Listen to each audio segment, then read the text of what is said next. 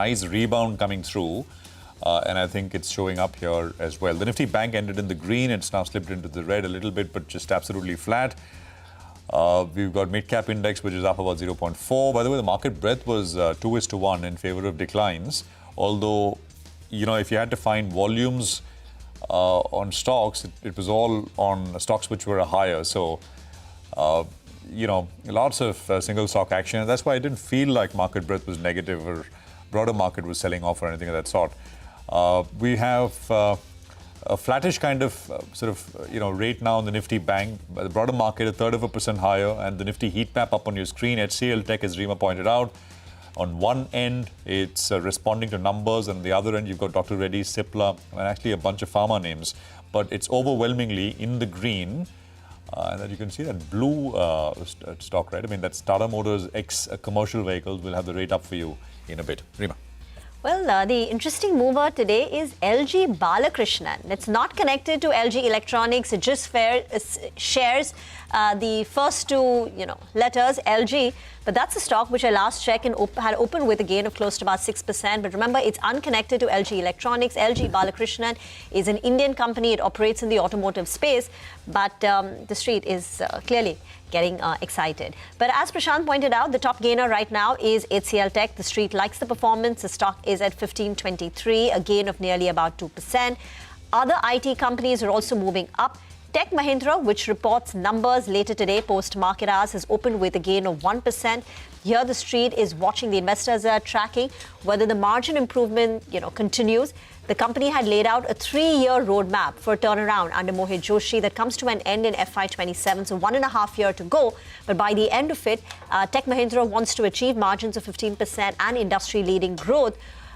So, I mean, the progress to getting there will be tracked very closely. So Tech Mahindra, Wipro, Infosys all up in the green. Reliance Industries has opened up higher, up nearly about 0.5%. Metal names active. It's a fresh 52-week high on Tata Steel and Hindalco, with a surge of close to about 1%. Geo Financial gaining ground. On the way down, some pharma names are a bit subdued. Cipla, Sun Pharma, Dr. Reddy's in the red, and Maruti Suzuki is down close to about 0.5%. Well, that's right, Reema. A few stocks that deserve special mention. Hindustan Zinc, that one's up close to 3%. That's the only play that you have on silver. It's going to be tricky, but that has silver exposure, so that's why that stock continues to move up. It's up close to 3%. Float as well, reasonably limited on that one. The other two stocks that we pointed out earlier today was MCX. The premium on a daily basis is moving up. That's another way of playing this entire move with regard to commodities melt up. So that stock continues to move up 3.5%. BS is the other one. As we said, that weekly contract, risk to those contracts could be receding a little bit after our colleague Yash had broken that story yesterday. The stock is up close to around 3% on the back of that. So good move is what we are seeing. Another interesting name, which could be a bit of a positive rub-off, is overnight you had Bloom Energy, and data center. There was a deal that was linked between Brookfield as well as Bloom Energy. They have announced a tie-up worth around $5 billion. And because of that, a stock like MTAR could be in focus because it's a key supplier of hot boxes to Bloom Energy.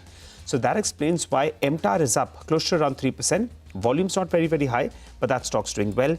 And KEC, management joined us earlier today. They were celebrating the order win. They said that the pipeline's looking good as well. So that's up another 2%. In RBL Bank, unconfirmed reports suggest that, in fact, there could be a deal in the works. We'll have to see what happens. Stock has been a relative outperformer. Today up close to around 2%. Prashant. No, absolutely. So lots happening, right? I mean, in terms of individual names, individual stocks as well.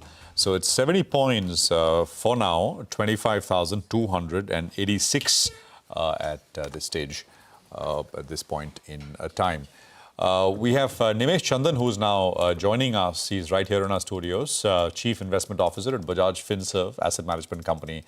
Nimesh, great to have you with us here. Thank you very much for joining us. Pleasure to be here. So you're basically back knocking at the upper end of the range on the market. Do you think enough in the tank for the market to head higher, or it's going to be, I mean, there is no burst higher which is waiting to happen. It's going to be slow grind up. What's your sense? So there could be certain events that can just open the top. Yeah, that should take us to the highs, which is the US-India thing, right? Whenever that happens, hopefully sooner. But that's like a one-time thing, whenever that happens. So I have been working with the theory that markets are like a coiled spring right now, where you've seen economic cycle doing better, corporate cycle doing better, credit cycle now picking up. The only missing part is the sentiment cycle. And that should start hopefully changing with some of these news flow behind us of, say, tariffs and trade agreements and so on. Except for, say, IT sector, where we are underweight. Otherwise, from consumption, pharmaceuticals, real estate, capital goods, we are quite bullish across the space. You're not getting valuations at the very cheap, but they are not very expensive. So there is enough to actually select and build a good portfolio for. So very bullish on the markets. Yeah, second half, this half, we should see a new high for Nifty. Yeah. In terms, when you look at markets and what to do, is the approach more, I mean, not so much sectoral, okay, we like this sector, we like that sector, we don't like this sector. Is it very individual, sort of, specific companies? Because I was just looking at a list of NSE 500 this year, and this is a year where, obviously the index has not done very much, point to point, but lots of 30, 40, 50% kind of movers, right? All from a variety of areas. Absolutely. I think market is still giving a premium for growth. And wherever there is visibility for growth in the future, market is giving a much higher premium there. You can take quick commerce companies or recently the move in CDMO companies, CRAMS players. You can see that valuations are high, but they're moving higher because the growth visibility is there. We were analyzing about the BSE 200 companies. So we took those 200 companies and we were looking at, let's forget price to earning ratio and price to book. Let's look at upside given by analysts. So we took the best estimates. Now this is Bloomberg data, where best estimates of all the analysts, what is the average target price that they're looking at. Out of 200, about 6 were not covered by anybody, or the estimates were stale. Out of the 194, 19 had downside. The rest, 175, had an upside. And out of those 175, 110 had a double-digit upside. So which means there is enough to play to pick up. And as you said, you may not want to go just sector-wise or so. In some cases, you might. Like, for example, banking and financial services, you may want to go on a top-down approach. But on a bottom-up approach, you can take a stars approach. You can pick the best from each category and create a good diversified portfolio, which is giving you enough play from both large caps, mid caps, and small caps. Just briefly recount the statistics once again, BSE 200. So these are for a few days back. So what we did was we took, now analysts can be bullish or bearish. So we took an average estimate of theirs. So for BSE 200 companies, let's take the average target price for 1 year, whatever the analysts are giving. From there, out of 200, 6, as I said, did not have fresh estimates. Let's say the estimates were stale. So you are left with 194. About 19 had a negative price target. It can be minus 0.5% also. It might be minus 10%. So 19 of them. That means 175 had something positive to look forward to. And out of that, say 110 had double-digit upside, so above 10%. Now, if we are like about 5-6% away from the highs, right, in terms of all-time highs. For the market to scale that, I think there are enough stocks to help scale it because they are trading below their intrinsic value. Here, I'm not taking the most bullish estimates. If I take the most bullish estimates, then the numbers can be much higher. But just taking these average estimates, thinking that the crowd on an average will be right, we still have upside. Nimesh, I remember chatting with you same time last year. You had come down to the studio, and at that time, you were giving us your contra bets. And it was all about the capital goods, defense stocks, industrials, which were right on top of everyone's buy list. And you said it's time to move away from there and get into consumption. And that theme is played out. It was consumption, chemicals, and pharma. I was just going over my list. These were the 3 contra calls that you made last year. Now, as you look ahead for the next 12, 18 months, tell us, how would you construct your portfolio and what would be the contra value bets now? So some bets you will want to continue. So for example, consumption you will want to continue. Pharmaceuticals, I think, is coming out of a de-worrification, as I would call it. There were many worries. One by one, every worry got sorted. Like generics will be allowed.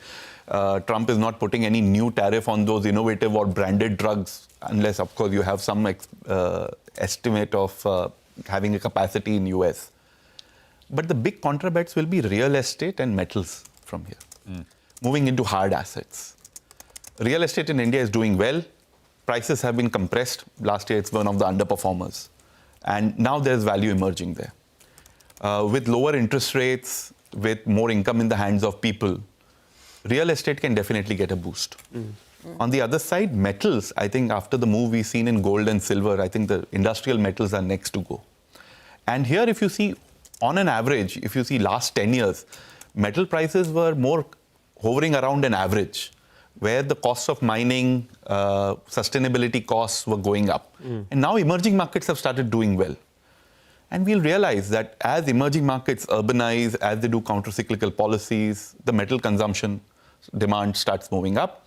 On the other side, you will also find some kind of supply constraints in certain metals, say rare earth or so. So I think metals and real estate, these two are contra plays according to me, where you're getting companies that say replacement values or near the book values or NAVs, and you are able to see growth coming. Nigel, I just want to highlight for our viewers, if you can pull up silver Bs. Silver Bs are up 8%. Yeah, I mean, it's just absolute bonkers of a move, right? And by the way, this week, silver Bs 15% higher, if you can pull that up. And it's basically 110% this year, 30% from the start of this month.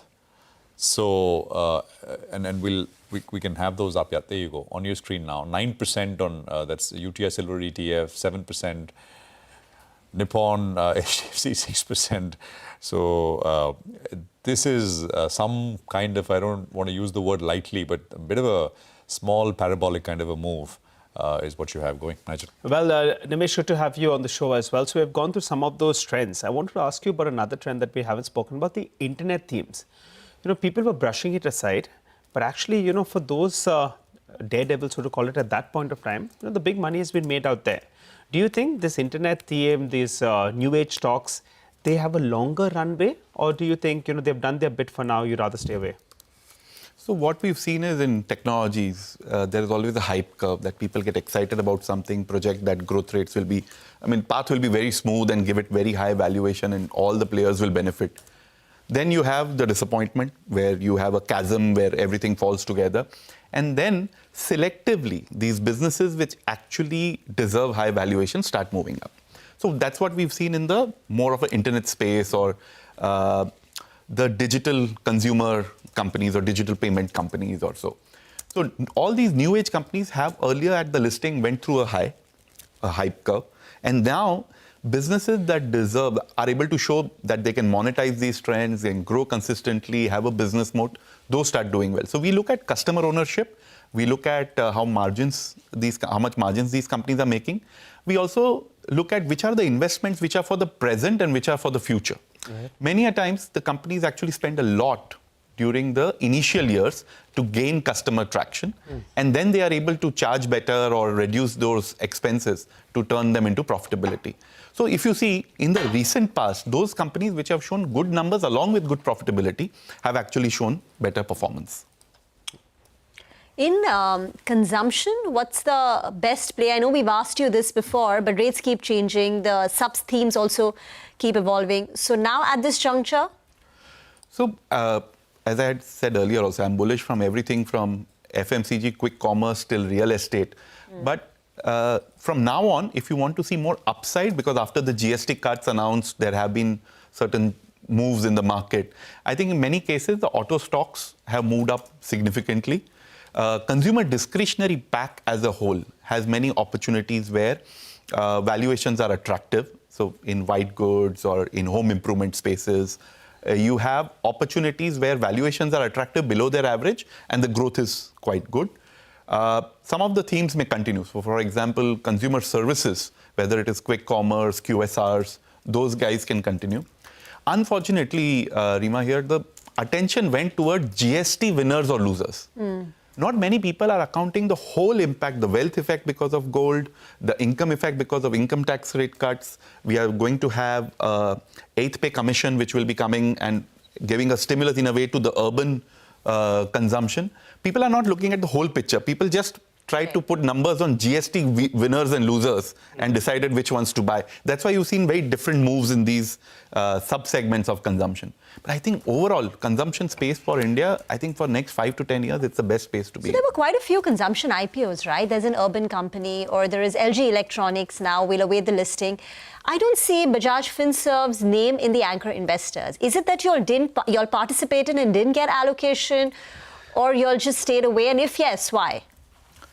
So when a sector is doing well and IPOs come in, we approach it a bit cautiously. I'm not saying all the IPOs are like that, but we have participated in few of them. Which ones did you all participate in? I may not be able to name as such, but I would say that in one of the books, I think Benjamin Graham's book, Intelligent Investor, there was a foreword by Jason Zweig where he writes, IPOs in bull markets should be defined as it's probably overpriced. There are many good companies available in the secondary market which are available at good valuation. So we want to benefit from that rather than just chase IPOs. Oh. There's a bit of FOMO bit as well, right? I mean, you want to chase. I mean, there's a bit of a chase going on. But the chase for most things. True. What else? We were talking about data centers, etc. Right? I mean, TCS has announced a little bit. I'm not talking about IT services and TCS specifically, but have you looked at anything there? Any companies? Yeah. So there are some mid-cap, small-cap plays where you have companies either providing equipment or some kind of a part of value chain of the data center. So some MNC listed companies are part of it. We actually benefited hugely from the power sector because of data centers. Because there's a huge run for, these are power guzzlers and people are looking to set up either pocket-sized nuclear plants or invest more in transmission and distribution. There were about 3 companies in our portfolio which are MNCs, which are into high-end T&D. GE Vernova is one. So there are 3 of them which actually are the biggest in these HVDCs and all. So we have all 3 of them since last 2 years, and we've seen them multi-bagger returns on do that. anything else. Since you like real estate, what about these flexible co-working space? Lots of companies, 3 of them got listed recently, SmartWorks, IndiCube, and then WeWork, or even REITs, where you have a play on commercial real estate. There was Embassy. I mean, because the broader call on real estate is positive, where do you stand on these 2 segments? Very positive on both. However, in REITs, I think after the run-up that we've seen, maybe your yields are lesser. So though they are equity, but their yields in terms of dividend yields or interest yields are lower. In terms of co-sharing spaces, office space sharing, we are very positive. So that's a business, if you crack it right, if you have the right real estate, the cash flows are fantastic in these businesses. Initial years of investment are there, but then you go through that J-curve where the cash flows are fantastic. So quite positive on those spaces. And I think good that so many companies are getting listed. This can become a very interesting asset class that people will look at. So with disclosure, can you tell us what you have in your holding? I'm sure people can find it, but if you could just tell us, it'll be easier. So there are 2 listed, both are in the portfolio, and the 3rd one is coming, we are considering. This is on co-working? Yeah. There are 4 listed, no? There's Office, there's WeWork, there's IndiCube, and SmartWorks. 2 are with us, so I won't name them. All right, Nimish, we'll leave it there. Thank you very much. Great chat as always. Appreciate you coming down to the studios. Thank you. Well, I think what we're going to do is, as we head and run into the LG listing, LG Electronics listing, get into Upasna. So we'll look at LG and we'll play out some sound bites of our interview interaction with the management as well. What are valuations looking like? And of course, what the price was offered at. But of course, it's not going to be at listing. It's going to be higher. But how are things stacking up now compared to peers? Upasna, take it away. Good morning. Well, the most awaited IPO, that is the LG Electronics IPO, set to list on exchanges. Now, we are expecting a blockbuster listing, and the price band of the issue is around 1,080 to 1,140 per share. Now, company seeks an MCAP of nearly about 77,380 crores, looking at the higher end of the offer price. Now, mind you, this is entirely an OFS, and the promoter stake post-issue stands at 85% versus 100% now. Now, the company has raised nearly 3,475 crore from the anchor investor, and the subscription levels are at a bumper level. It is the first Indian IPO to cross bids over 4 lakh crore, and overall subscription of this IPO stands over 54 times, with QIBs leading the pack. Now, this signals a strong market sentiment and even a healthy listing. Now, coming to the valuation, the company's valuation stands at nearly 35 times, which is FY25 EPS. Now, if we look at the main listed peers in the large appliances, that is Voltas, Blue Star, Havells, they are currently valued at somewhere around 40 to 40 times 1 year forward PE. So certainly it is conservatively priced. Now looking at the brokerages, let's look at the brokerages stake. Now MOSL expects the stock to trade at a higher multiple given the strong fundamentals and the return ratio.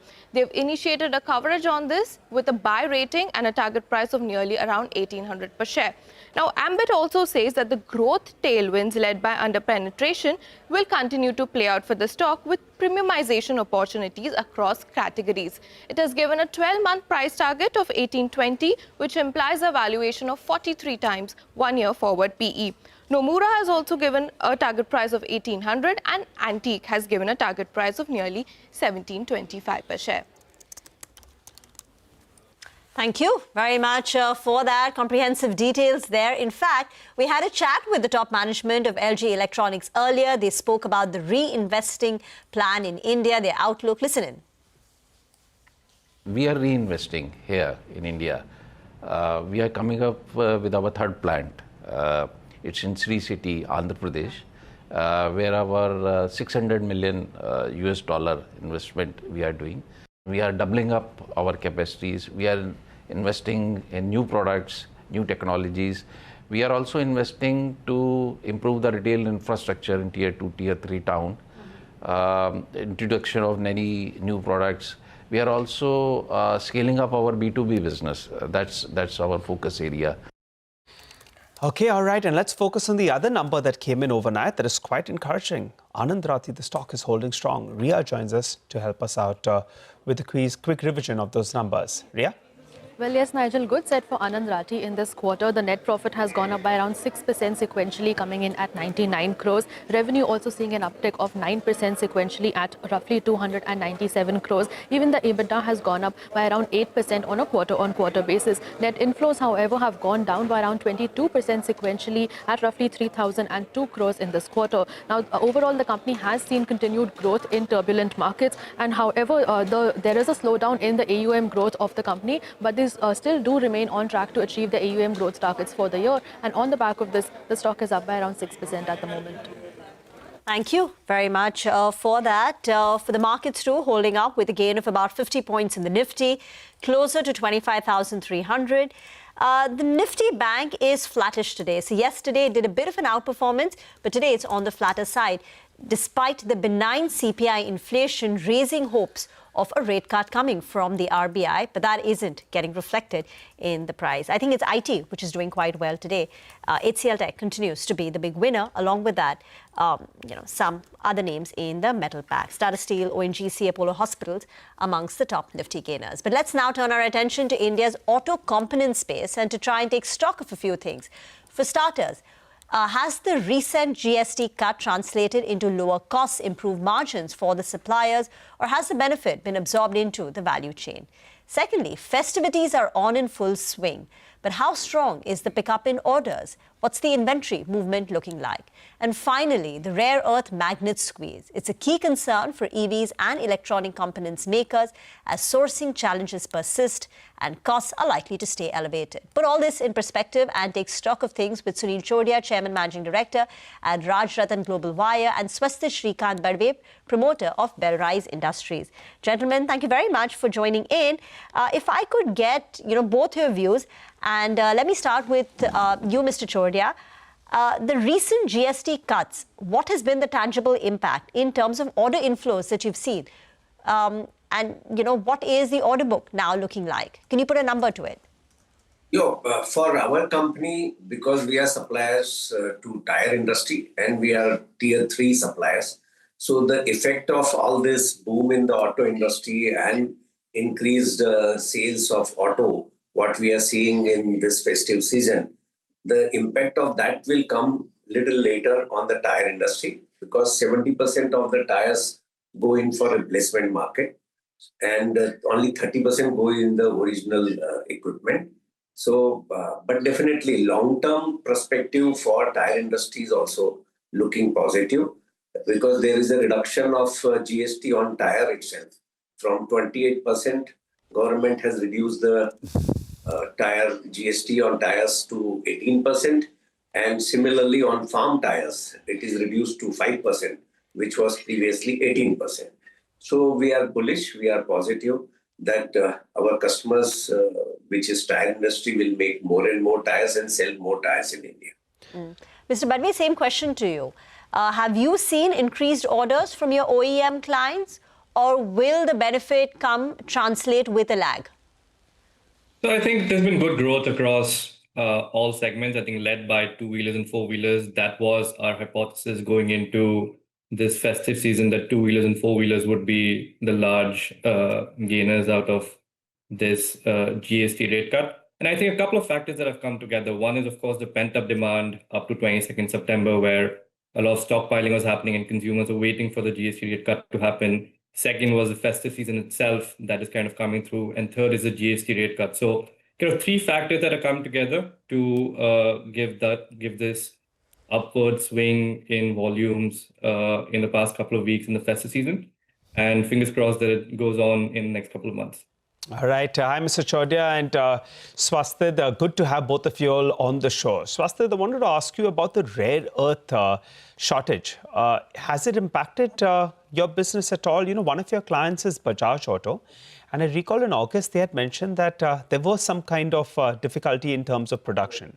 Has it impacted your business, or is it par for the course and things have moved on since then?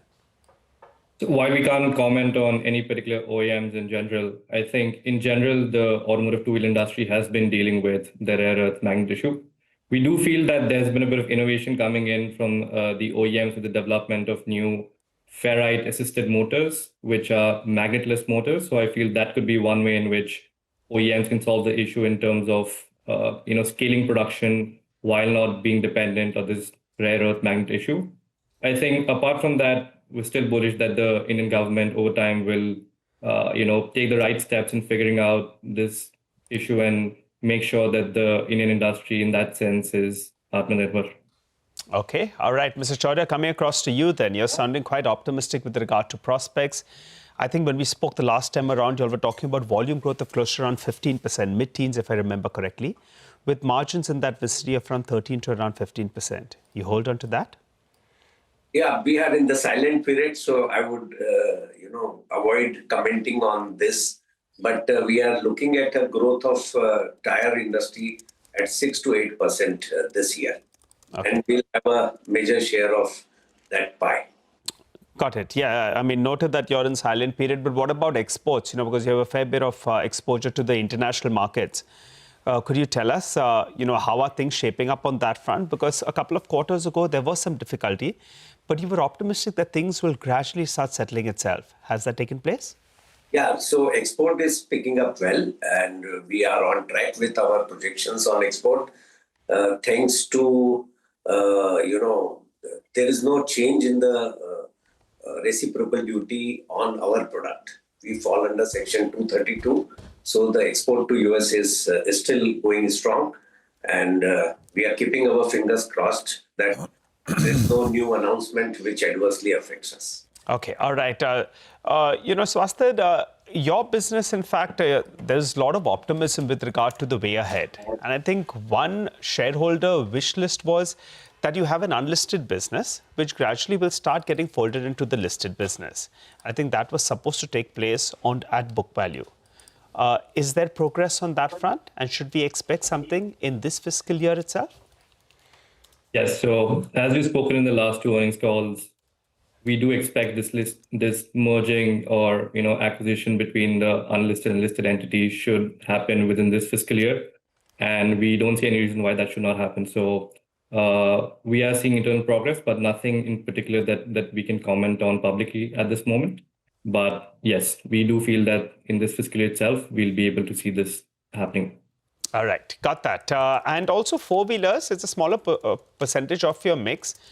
Give us a quick guidance out there just to recap. What is the kit value, first of all? What is the contribution from four-wheelers? And how do you see both of them moving up? Contribution to the overall business and kit value as well. Right. So right now, contribution to the manufacturing business is around 12%. As we had guided earlier, we expect this value in INR crores to double in the next 2 to 2.5 years. So we are still guiding for the same number, which is doubling in the next 2 to 2.5 years. Today, our kit value is close to 45,000 rupees in four-wheelers and commercial vehicles. We've just won a new order last quarter from a large commercial vehicle OEM for one of their larger chassis parts. With that, our content per vehicle is going up from around 45,000 to around 57,000. So it seems like we're doing the right things in terms of making sure that our content per vehicle is going up in commercial vehicles as well as passenger vehicles. And the good thing is that our growth today in four-wheelers and commercial vehicles is quite broad-based. So we have orders from 7 passenger vehicle OEMs and 5 commercial vehicle OEMs. So we are hedged across the industry.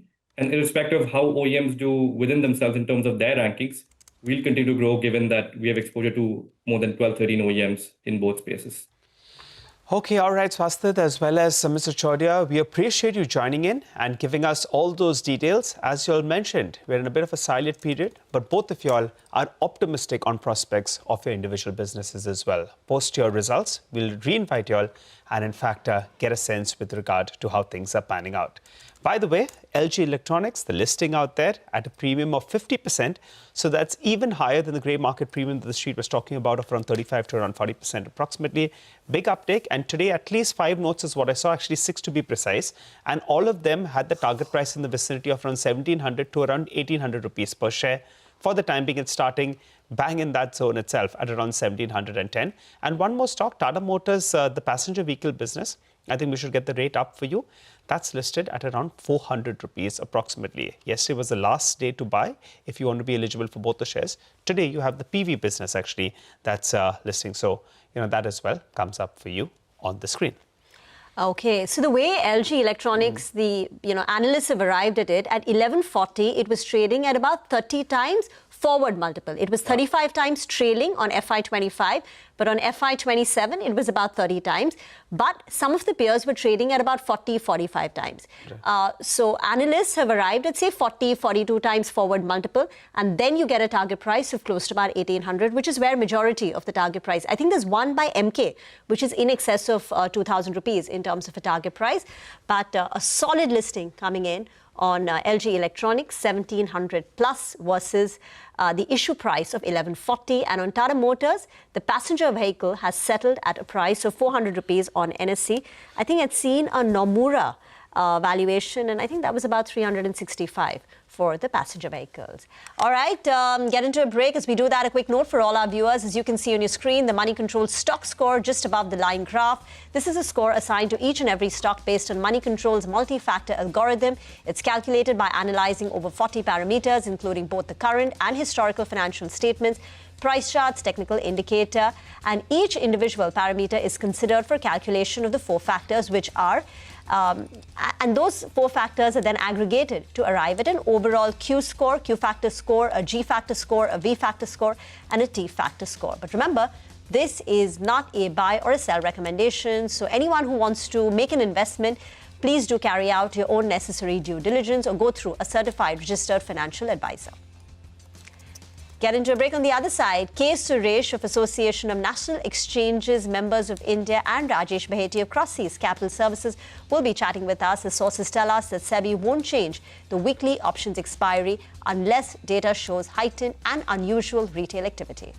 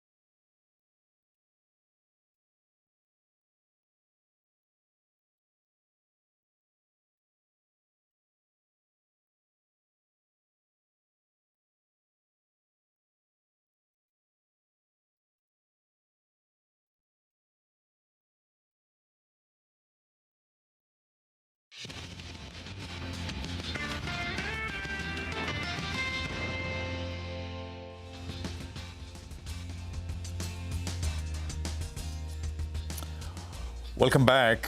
We've got the market, which is absolutely flatlined. And we're sort of, of course, coming up in 10 minutes is going to be the LG listing, the LG Electronics listing. But of course, indicative open is 40, 50 odd point premium on top of the issue price. We reported yesterday in the last hour of trade is that the SEBI's thinking with regards to, what they want to do on the derivative side, especially weekly options expiry, which has been such an area of focus for all market participants, has undergone a bit of a change. Or not. Basically, what we reported is this, and this is all source-based information, that changes to weekly options expiry will only be looked at if data that is specifically data from July to September, which SEBI will study, shows significant, heightened, unusual retail participation. SEBI will look at many other measures, things like deepening cash markets, taking away disincentives on longer tenure derivatives, or rather incentivizing longer tenure some of the derivatives contracts, etc., etc. And then basically the bar to act on weekly options is going to be not low, it's going to be high in that sense. The BSE stock, of course, reacted. It's up it was up to 3% this morning. It's come off a little bit from the highs now. We have K. Suresh, National President of the Association of National Exchanges Members of India, Rajesh Baheti, Managing Director, Cross Seas Capital Services as well.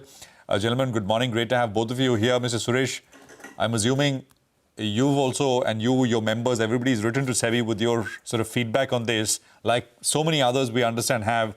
Rajesh, I don't know if you have as well. Thanks for joining us. Your thoughts, Rajesh, to begin this with you.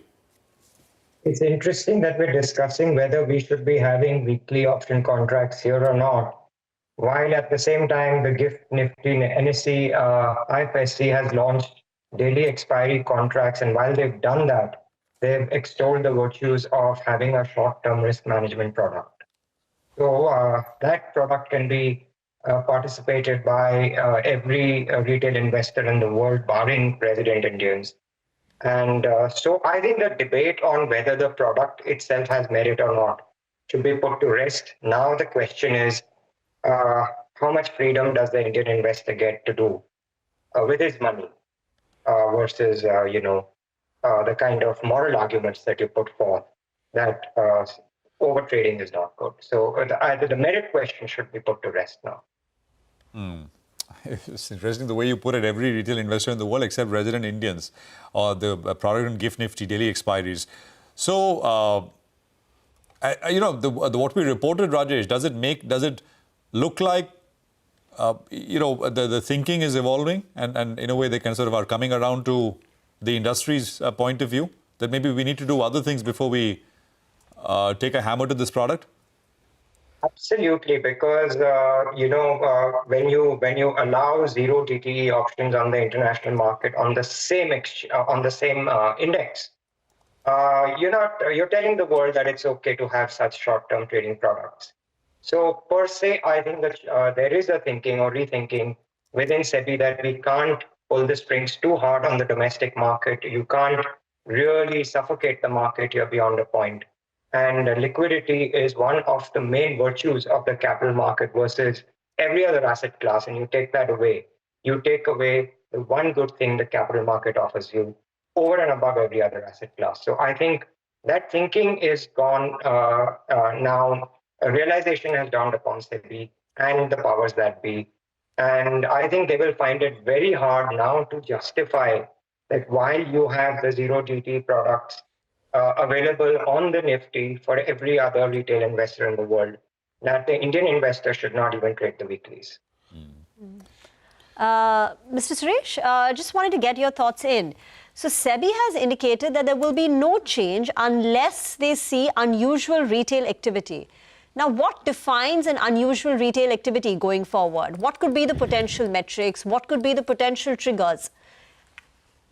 Actually, SEBI is not also clear on that point. It's going on shifting its goal. Sometimes it says that fortnight expiry, sometimes weekly expiry per exchange, sometimes only one expiry. Like that, a lot of rumors, being floated. It has affected the stability of the market. As Mr. Bharati said, I mean, we are very particular about the stability of the market, and there must be an in-depth study or going down to the root of the cause and fix the issue instead of going on, I mean, scouting this may be the reason, that may be the reason, you know. So all are subjective only, or not, there's no objectivity in our studies also. So with the short-term data, how can we fix for the entire thing, you know, this is the best thing what we can do. So in our opinion, going on shifting the goals, you know, or giving rumors to market that this is what going to happen or this is what going to happen may affect the sentiment of the market, may affect the liquidity of the market, may affect the brokers' business model also. That's what we have to understand. Already, you know, brokers' business affected to a great extent. Mr. Suresh, you and your members have written to SEBI with feedback? Yes, we have given our feedback to a great extent about what should be done at And what have you said No, actually, finally, the tagline of SEBI is what? Protecting the investors. That is the tagline. So instead of compressing the products, instead of compressing the other aspects, they have to focus on how to bridge the gap. So that gap is there always between informed investors and the uninformed investors in the market. I think already SEBI chairman himself said that 36% of the investors are well aware of the market, etc. That means the balance is left out without any knowledge. So here that very important role is nothing but educating the investors is very important. That is the only best solution as far as the market is concerned. Otherwise, you know, we are going on disturbing the what's called the rhythm of the market by bringing in new, fresh ideas, etc., shifting the goalpost, which is not correct. So we have to think aloud on the part of plugging the educational gap, which is very, very important in our view. Rajesh, you can bring even entry barriers, you know, you can bring in all those things. I mean, that will help us to have an informed investor as far as the F&O is concerned. Rajesh, you know, we've discussed this earlier as well, and Yash put out in his story, all source pays, that they will look at other things to do if they find, I mean, at the end of the day, idea is to protect retail, but they will do it through other measures. And what could those be, Rajesh? What would you suggest? So, I mean, if the government really wants to do that, then, you know, the STT on delivery is a very small component of the overall STT collection. Maybe the government should do away with the STT on delivery trading and to encourage more and more trading activity in the cash market. So encouraging another segment is perfectly okay. But you don't encourage another segment by shutting down one segment. I have very strong opinion on that. I've always had. And so we welcome any step. If you want to incentivize the longer duration contracts, if you want to incentivize cash market trading, we're all for it. But not by really putting brakes on another segment of it. Longer tenure contracts, are there any disincentives right now compared to shorter? No, so there are no disincentives. SEBI wants to incentivize it. I think one of the things that they put forward is that we don't have correlation margin set-offs yet. We have that extreme loss margin, which is applicable to all positions. So when you do trade options or trade futures, which have a very strong established negative correlation and you're long one and you have a very strong positive correlation, and you're long one and you're short the other, there should be correlation set-off, which is not available. So these are longer duration positions that can be incentivized by having lower margins based on the correlation and the net delta of your position. You know, this thing about what you mentioned, right? GIFT Nifty and the one-day option expiries, Rajesh. It's a separate. It's set up as a completely separate market, different regulator, right? Everything is different. Yeah, so it's not theoretical merit and demerit. The theory of finance applies to both, right? So you can't say it's a great product for that segment, but as a product, it's not good for here. So you can argue that we don't want to encourage excessive trading and we want to educate our investors, but you can't per se say that this product is not needed in the country. Okay, Rajesh, we leave it there. Suresh, thank you very much, both of you, for joining us here with that sort of discussion pointed on, of course, focused on what the market perception now is with regards to these derivatives, weekly options contracts. You heard that loud and clear from Rajesh specifically. LG Electronics listing on your screen, 50% bump up, 1700.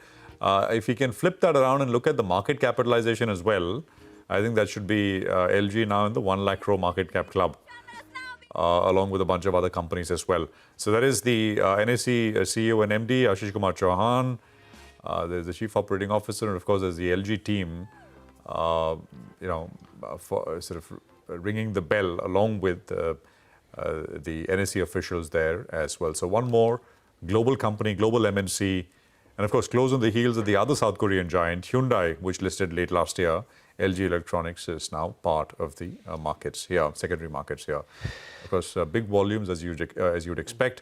And what we'll do is in a bit from now, look at now this. What does 1710 mean in terms of valuations relative to some of the other players with this 50% bump?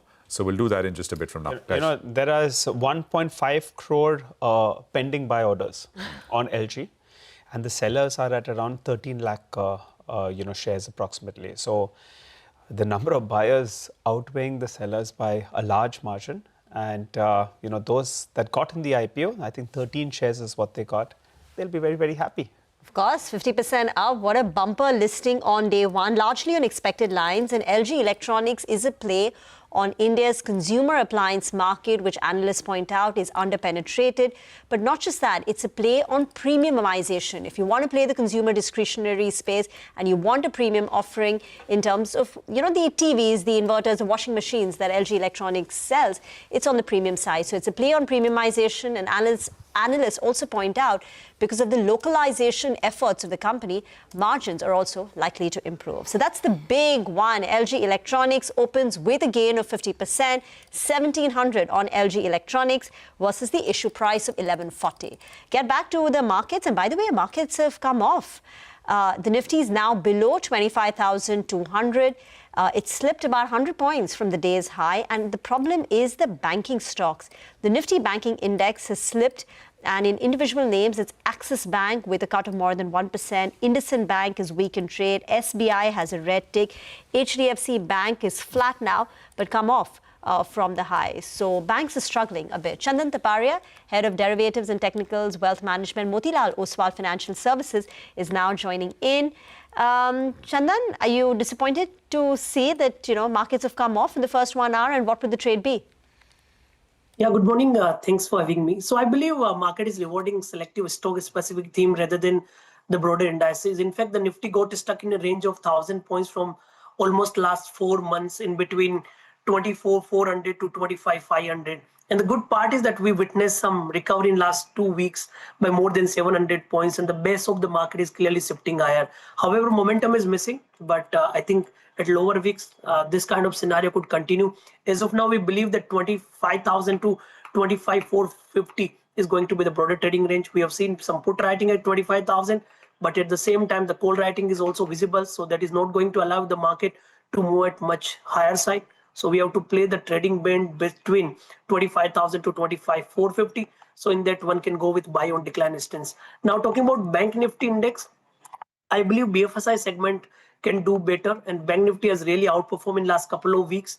Here the supports are intact, and now till it holds above 56,000, buy on decline could continue for the next leg of rally towards 57,000 marks.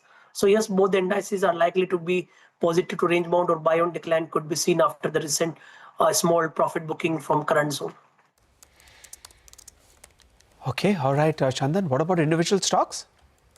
Yeah, so I believe selective themes and stocks are doing well. As mentioned, that we have positive view on the BFSI segment, and selective financial stocks are doing well. So here I want to mention the name like Chola Finance or Shriram Finance. So Chola Finance is likely to be our first preferred pick, which has given a consolidation breakout of last almost 15-20 days. Major trend of the counter is positive, and stock is heading towards its new lifetime high territory after a long consolidation of last couple of months. In fact, we have seen built up of long position, and the stock has given a decisive hold above 1650 zone. So fresh leg of rally cannot be ruled out here. One can buy with support of 1625, and this time this counter can head to us 1730, 1750 kind of level. Apart from that, positive on the selective IT name, and I believe Nifty IT has bottomed out, And LTI Mindtree is one of the strongest counter, which has given a consolidation breakout of last almost 8 months. We have seen higher tops, higher bottom on the daily chart. In fact, the put writing is also visible in the counter, so one can buy with support of 5,500 for an upside target towards 5,800. And last trading idea that is from your metal counters, gold and silver both are roaring high. Gold is glittering, silver is shining, and I believe that will continue to see the positive momentum as per the trend. And I believe Hindustan Zinc, Hindustan Copper, and selective metal counter could see such kind of positive attraction. So Hindustan Zinc would be our preferred pick. The stock has recently given a rounding formation on the weekly chart, making higher tops, higher bottom on the daily scale. In fact, consolidation breakout of last 3 days is adding momentum, so one can buy with support of 510 and expecting 540 in the counter, apart from momentum in gold and silver as well. Chandan, thanks so much for joining in. But let's put the spotlight on the stock of the day, LG Electronics. How do the valuations stack up versus peers after a 50% opening? Upasana now joins in with the numbers. Well, it's certainly a blockbuster listing as we all were expecting. Now, the company has listed at premium of 50% at a price of 1,710 versus the issue price of 1,140 per share. Now, mind you, this is entirely an OFS and the promoter has sold nearly about 15% of the stake. Now, if we look at the valuations, the company's valuation stack at 53 times the FY25 EPS as compared to the peers. If we look at the 1-year forward PE, which Havells is trading at around 46 times, Voltas at around 41 times, and Blue Star around 46 times. Now, Motilal Oswal expects the stock to trade at a higher multiple given the strong fundamentals and the return ratios of the company. It has initiated a buy with a target price of 1,800 per share, and we believe that this target price is certainly going to be outpaced today itself. Let's see, looking at the momentum. Now, Ambit is also given a buy rating with a target price of 1,820. It says that in terms of preference of the large appliances, it prefers LG, then followed by Blue Star, followed by Whirlpool, and lastly, Voltas in the large appliances category. Nomura has also given a target price of 1,800 per share, and Antique has given a target price of nearly 1,725 per share. So overall, certainly a bumper listing for LG Electronics. All right, thanks very much for that. It's a strong one, 1,700 plus, holding on, by the way, and of course 30 million from 3 crore shares have been traded at this point in time. We'll take a quick commercial break here. We're going to come back in just a bit from now. And on the other side, we'll have Manisha with the commodities picture. Silver, I suspect, perhaps will be part of what she wants to talk about. We'll look at other things as well. Stay tuned.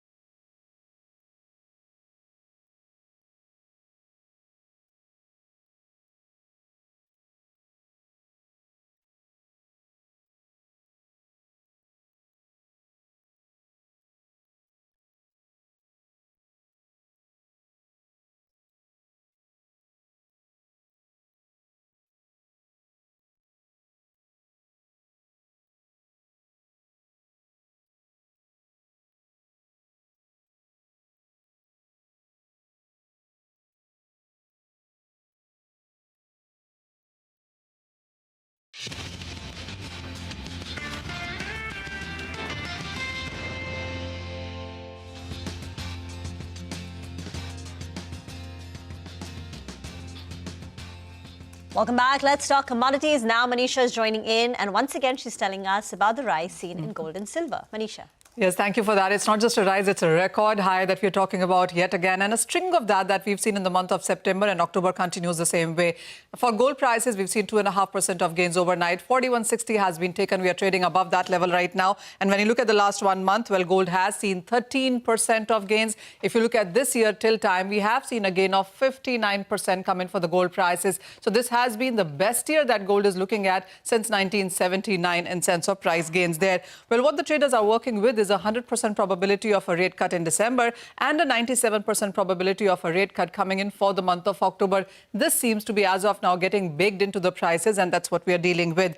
It also has to do with escalating US and China trade war. It also has to do with the prolonged US government shutdown. All of those factors supporting markets, and the central bank buying also is expected to be very, very strong. Some of the factors that are keeping gold in good favor and at an all-time high as well. Where is gold headed? Well, that's a question that everybody seems to be asking. And in the last couple of days, we've seen reports come in from Bank of America, Societe Generale. They are talking about $5,000 per ounce of a level in 2026, while ETO markets, we spoke to them yesterday, are talking about 4,500 as a possibility in the next year. So strong gains, higher highs is what the markets are anticipating in this year and the next as well. Take a look at silver prices then, and we are trading at an all-time highs onto that one as well at $53 an ounce. 4% of gains in the overnight markets, 25% up in last 1 month, 60% up in last 6 months, and we are trading 85% higher in this year until now. For silver, on one side, it is safe haven and everything that seems to be supporting gold. But for silver specifically, it also is about the rising demand, historic short squeeze that we are dealing with in New York and London's as market. And if you look at the silver lease rates in London, that is at 36% on a month basis, on an annualized basis, if you wanted to borrow money for buying silver right now. So these numbers really seem to be exploding. There also are some reports suggesting that 200 million ounces of short squeeze is what the US banks perhaps could be dealing with.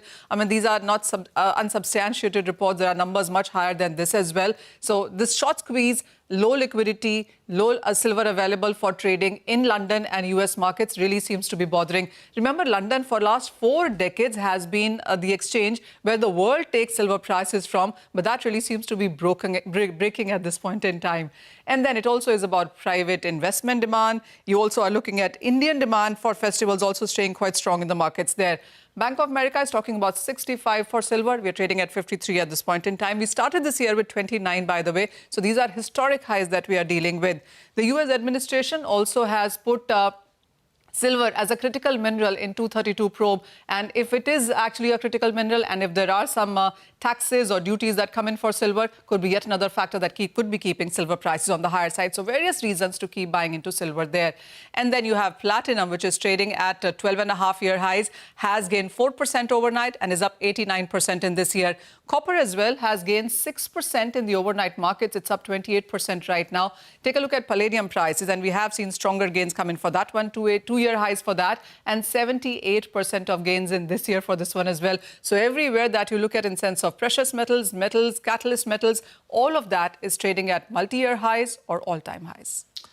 Manisha, thank you very much for that. So that is silver in focus. Well, here's a glimpse of India's top market masters, Vijay Kedia, Sridhar Sivaram and N. Jaikumar, joining Mangalam Malu and my colleague Nimesh Shah for a Diwali musical mehfil. Take a look. So IPO, I will put it again in one of my lyrics, one of my songs I have written on this IPO that I'm going to sing. Can you spell the lyrics out before you sing the song? So ऐसा यार कि जहाँ जहाँ आजकल मैं हाथ रखता हूँ, वहीं वहीं डबल ट्रिपल मैं कर लेता हूँ. रोज रोज सोचता हूँ क्या नया मैं लूँ, कोई भी बता दे कुछ भी जाने नहीं दूँ. संभल संभल के यहाँ पे पाँव रख तू, सालों की कमाई मिनटों में हो जाती छू. That is very important that you've said, because you know a lot of times people listen to the song and they forget the words that you've said. Clap for the song and move on. And then move on. And they buy more IPOs. नहीं बाद में फिर मेरे कोई पूछते हैं sir कौन सा IPO में अप्लाई किया, कहीं मिल गया मेरे को ही पूछेंगे.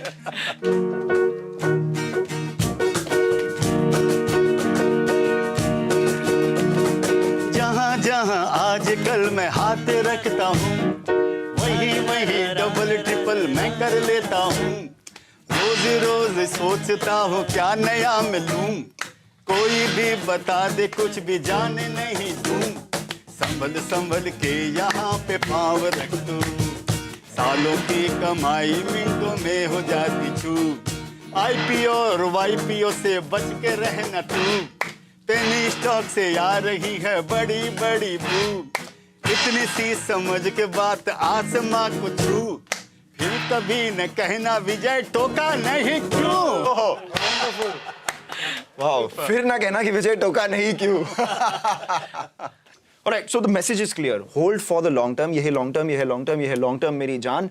And for you, it is avoid all the noise. Just focus on what you have to. कुछ तो लोग कहेंगे, लोगों का काम है कहना. But the third part, believe in the power of India. ये जो देश है तेरा. ये जो देश है तेरा. Oh wow. Let's end on that note. Let's do. ये जो देश है तेरा, स्वदेश है तेरा, तुझे है पुकारा, ये जो बंधन है वो कभी टूट नहीं सकता, ये जो देश है तेरा, स्वदेश है तेरा, तुझे है पुकारा, ये जो बंधन है जो कभी टूट नहीं सकता। Well, that is a musical sort of show, and it's a melodious start to Summer 2082. We'll play out excerpts of this through the course of the day, and catch this musical trio all day here only on CNBC-TV18. We'll take a break. On the other side, it's our special Diwali segment. Lata in conversation with Devina Mehra of First Global on how she thinks Summer 2082 may pan out. Stay tuned.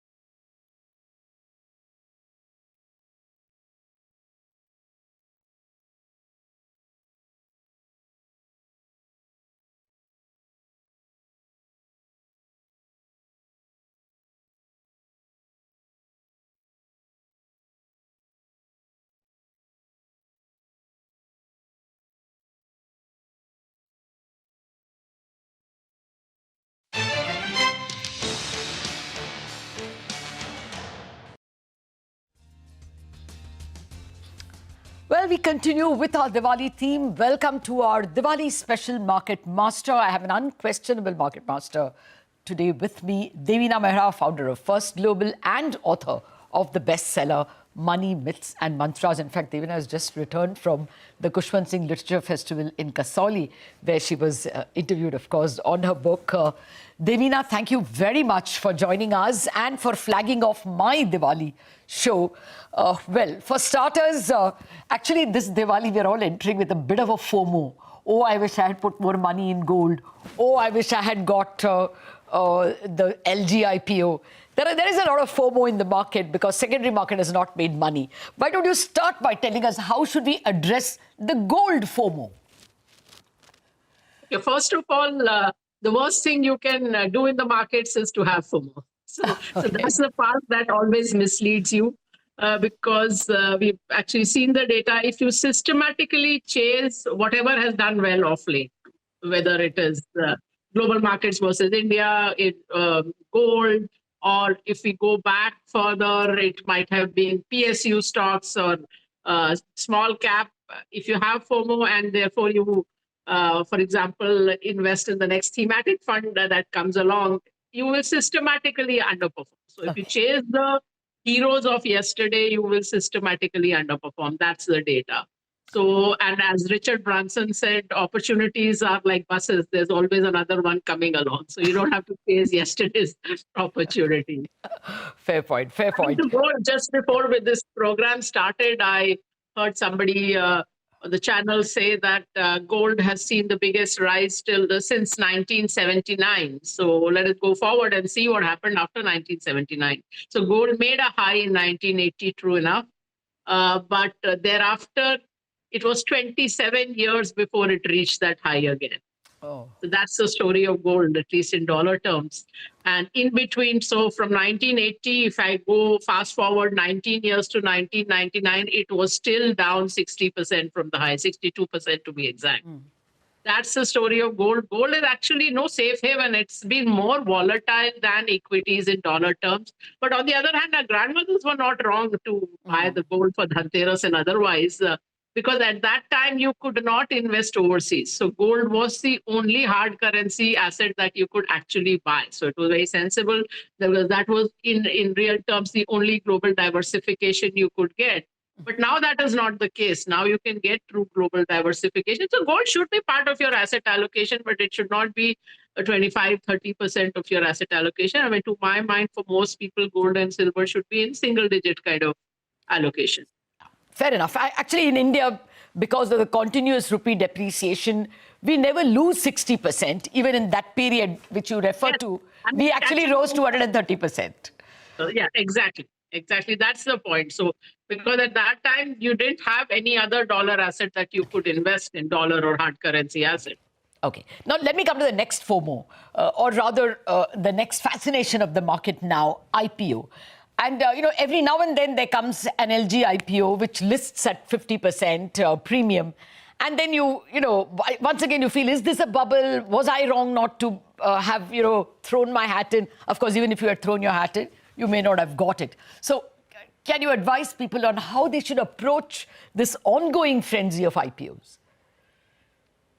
My advice would be that when there is an IPO frenzy, when markets are like in the IPO side at an abnormal kind of interest and money coming in, it almost never makes sense to invest in the IPO. And the reason for that is that usually when there is the frenzy, first of all, most IPOs will be overpriced. Yep. But the second part is that suppose it is a sensible business at a sensible valuation, you're not likely to get much allotment. Yes. So this 50% is on whatever you got allotted, but on the money you put in, what did you get? Yep. And also it becomes like everybody is just playing the lottery. SEBI data, even this is old data, even 1.5 years ago, showed that if an IPO lists at a premium, 60 to 70% of the individual investors get out within a week. So you are not even looking at whether that company is valued correctly. Also, now this has become, even in a sense, a little more risky because a lot of IPOs have a considerable portion or sometimes even 100%, which is an offer for sale. Yes. Which means that the promoter and the so-called sophisticated investors are getting out at the price at which you are getting in. And most important of all, there are many new investors in the market who may not know this, that the demand for an IPO at the time of the IPO has absolutely no correlation with how the stock does in the long term. So we all know those stories of Reliance Power IPO, where there was this frenzy and then the stock went practically to zero. But even if you leave out those extreme examples, DLF is a good example. The company continued. But after the first few months, that IPO price did not come back for decades. Yes. On the other hand, I mean, recently somebody on a podcast said that maybe someone's parents or grandparents were lucky enough to get an allotment in the Infosys IPO. That's right. And then I actually messaged that journalist and I said, do you know that the Infosys IPO undersubscribed? Yes. It devolved on the underwriters and the money was made by the underwriters. So it can be as extreme as that Infosys, which has been a big wealth creator, its issue was undersubscribed. And a whole lot of issues which do very well, the stocks never go anywhere. And also remember that about 2/3 of the companies that have ever listed on the Indian